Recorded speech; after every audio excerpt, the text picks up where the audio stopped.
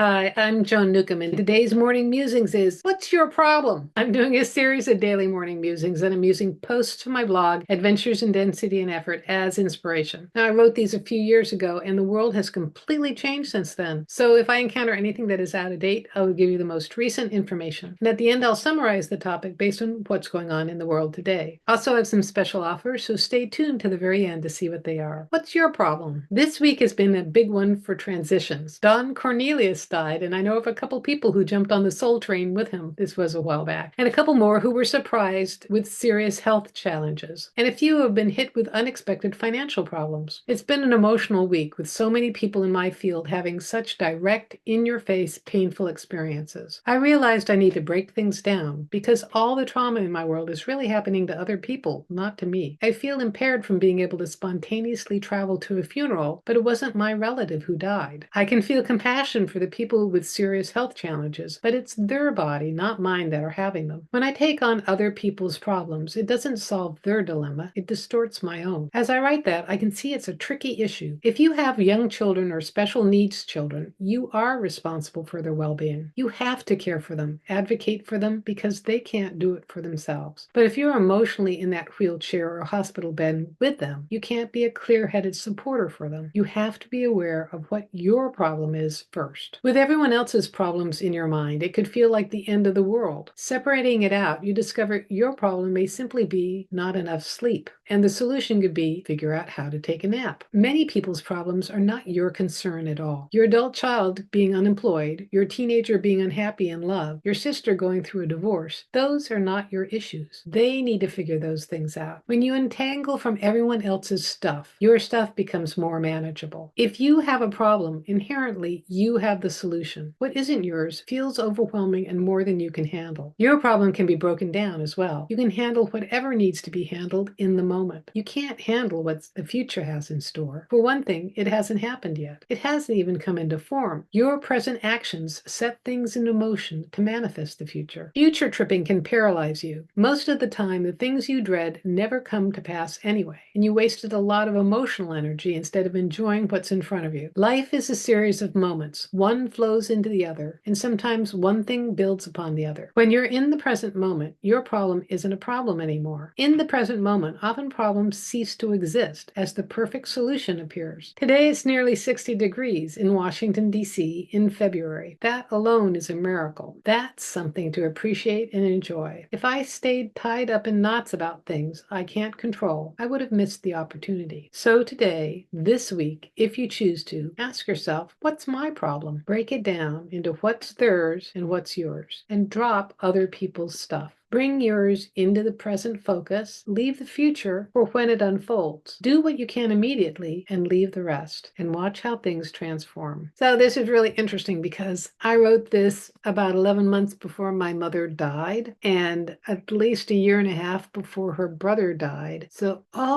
I just remembered whose funeral it was. It's my dad's cousin. Okay, didn't make any sense. I couldn't think of any other funerals, but that was interesting that she jumped on the Soul Train.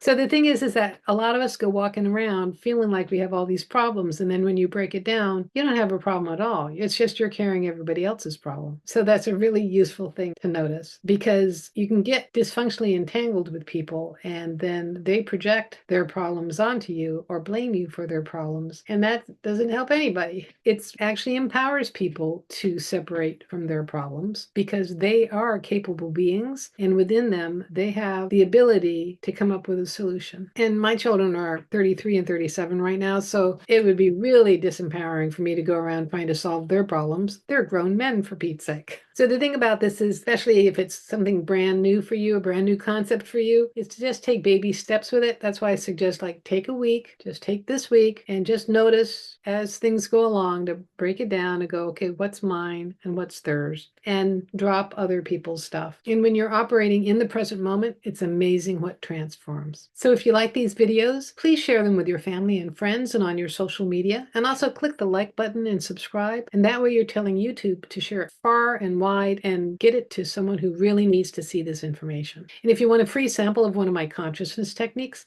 click on the link below to the skybox technique, and it'll give you an expanded perspective as consciousness of your life. And if you want to have some manifestation techniques, Manifesting Money and Miracles is my self-study course where you learn how to embody specific frequencies which create amazing changes in your life. And if you want to know more, my website is joan-newcomb.com. There you can learn about my individual sessions where I take a look at you as consciousness and what's going on in your life today. And then I can answer any questions that you might have, whether it's about your relationships or jobs or money issues. I can take a look at what's coming up in your future, and I can talk to dead people, and it's all recorded just for you. And if you want to learn how to do this for yourself, that is how to navigate your life as consciousness, Manifesting Money and Miracles is a great preparation for my coaching special where I work with you one-on-one and give you specifically chosen consciousness techniques so that you can transform your life. So go to my website, joan-newcomb.com, and I'll see you tomorrow in another Morning Musings.